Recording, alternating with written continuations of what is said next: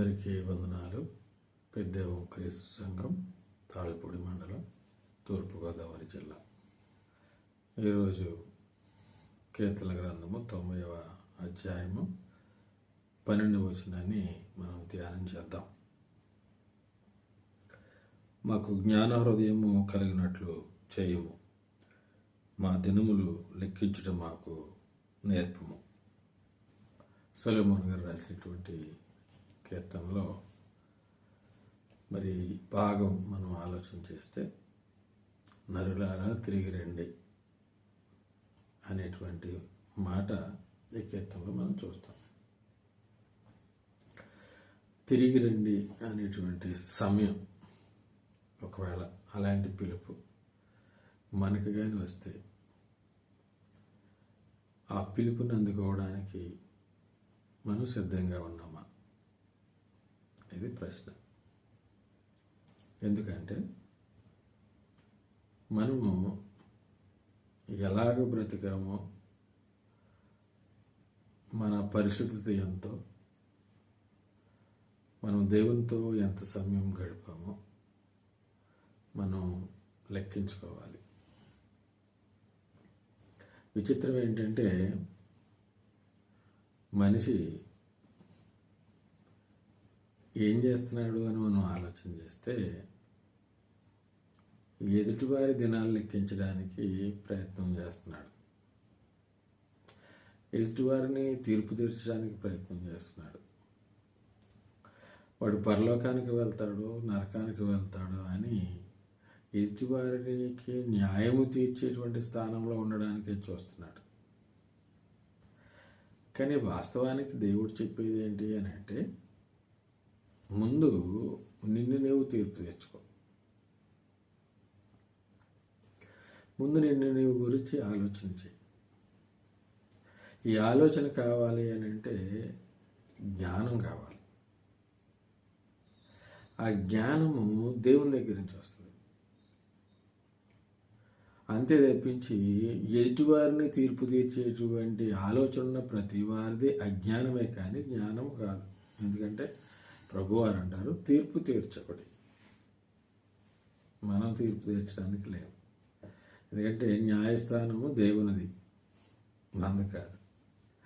అందుకని అజ్ఞానం అంటాను దాన్ని నేను. జ్ఞానం అంటే ఏంటి అని అంటే, దేవునితో మనం ఉంటూ మనలను మనము ఉపేక్షించుకోవడం. అందుకని ప్రభువారు అంటాడు, నిన్ను నీవు ఉపేక్షించుకొని నీ సిలువను ఎత్తుకొని నన్ను వెంబడించు.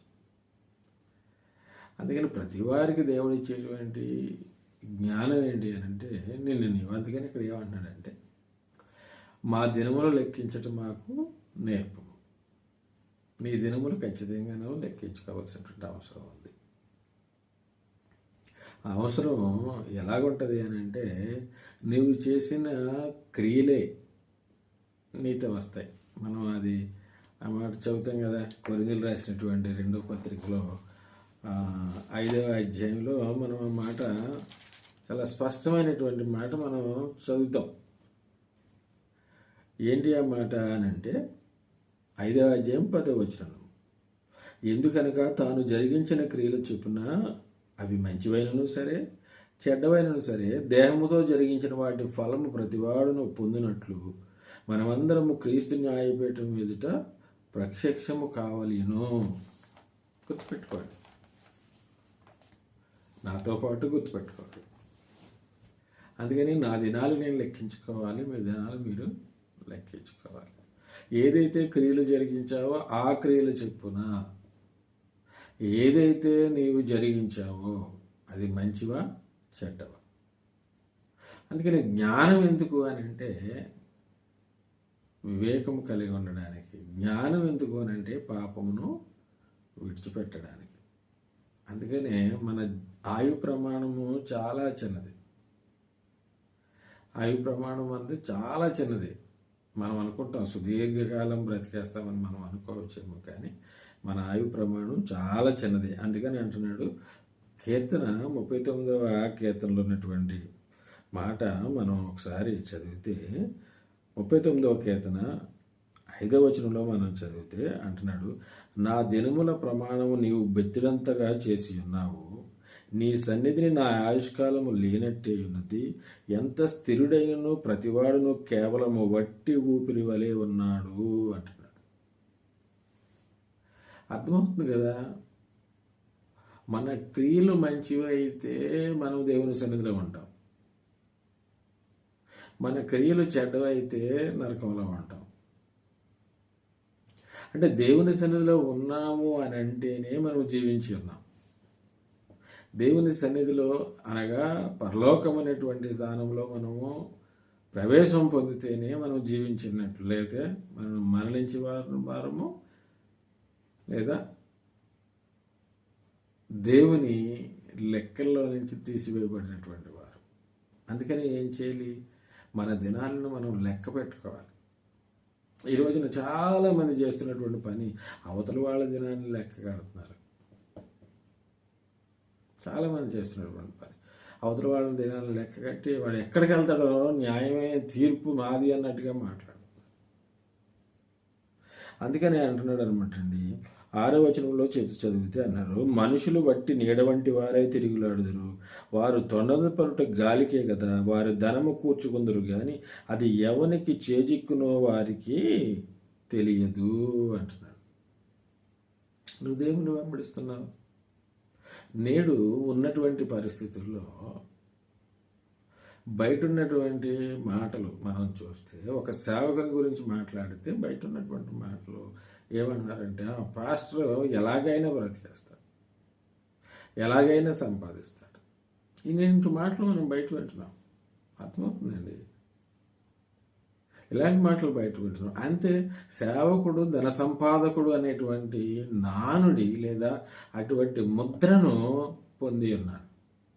అంటే దాని అర్థం ఏంటి? అది జ్ఞానమా అజ్ఞానమా?